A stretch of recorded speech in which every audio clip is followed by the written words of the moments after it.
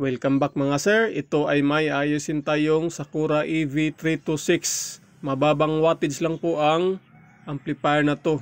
Ito may display pa nga siya. So ang issue nga pala nito mga sir is may DC out po siya.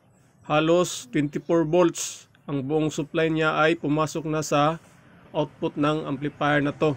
So ito nga pala muna ang ating nabunot na mga maliliit na transistor, 10 piraso. Bali binaklas ko na lahat at pinalitan ng bago para isang trabaho na lang. So sabi ng may-ari, lininisan lang daw niya itong amplifier na to. Pero hindi ko rin naitanong sa kanya kung ano ang gamit niya sa pinaglinis. So ito, sunog po ang kanyang PCB traces. Siguro naisaksak na niya, hindi pa natuyo ang ginamit niyang kung ano man ang kanyang pinaglinis nito. So nung nasaksak niya, nangangamoy sunog daw, kaya ito sunog po ang kanyang PCB traces. So siguro sa paglinis niya nito is hindi na niya binaliktad itong board, kaya hindi niya namalaya na hindi pa pala tuyo ang sa ilalim ng board. So nung after ko siya napalitan, nagnormal na po ang kanyang DCO. So ngayon, papakita ko sa inyo, i-measure natin ang DC output. Kung ilan ang masusukat natin dito sa kanyang speaker terminal output. Yan, may nakakabit na tayo na speaker. Tapos, naisalpak na rin natin ang kanyang board. So yan, naka 1 pair lang po siya sa tip 42. Ay tip 41. So bali madali ang video lang po ito mga sir. Si-share ko lang dito, baka ma-encounter nyo rin ang katulad nito. So, switch on natin to ngayon para ma-measure natin ang kanyang DC offset. So, abang natin ang ating tester, switch on. So, yan, maliit na po ang kanyang DCO, nasa 35 mV. Sa kabila naman, nasa 22. Yan. So hindi kasi napag-short nito ang input, kaya hindi po fluctuating po ang kanyang DC offset na masusukat natin.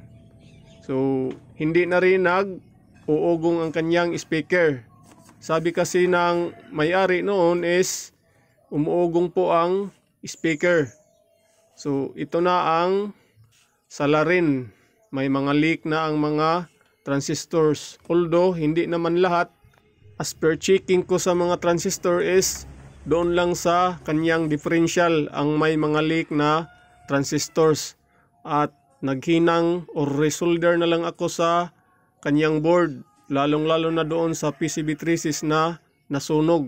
So balik ako mga sir, titesting natin siya with music at padaan natin sa series valve pa rin. Ika lang, handa ko muna itong ating Bluetooth receiver para makapag-play tayo ng music wirelessly. Hanap lang tayo ng music, volume. Naku, copyrighted to.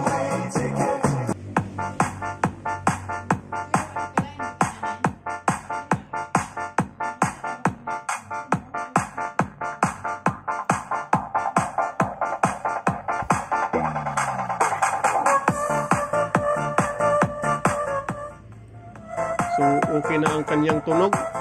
Lipat natin sa kabila kung pantay ba. So okay naman. Pantay po ang kanyang tunog, left and right. So measure naman natin ngayon ang kanyang DC offset habang tumutugtog. Dito sa kabila, yan, mababa na po sa 100 mV DC. So okay na. Final sound check tayo mga sir. Ito, pinadaan natin sa series valve, tapos natakpan na natin itong ating amplifier. Power on natin. Yan, hindi na lumalagutok or wala nang humming ang ating speaker. So yan, ito po ang kanyang display. So select tayo ng input sa kanyang aux. Tapos volume. So okay na po. nagpalit lang tayo ng lahat ng maliliit na transistors at nag-resolder.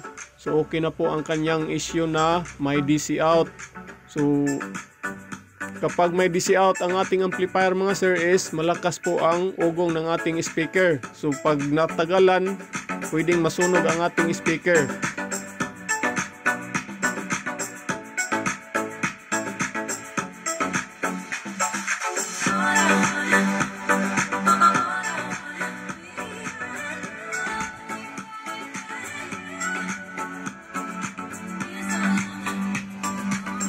Try din natin sa kabilang channel kung pantay ba ang kanyang tunog. So yan. Okay naman po dito. So pantay po ang kanyang tunog. So hanggang dito na lang po mga sir. Maraming salamat. This has been your 59 TV.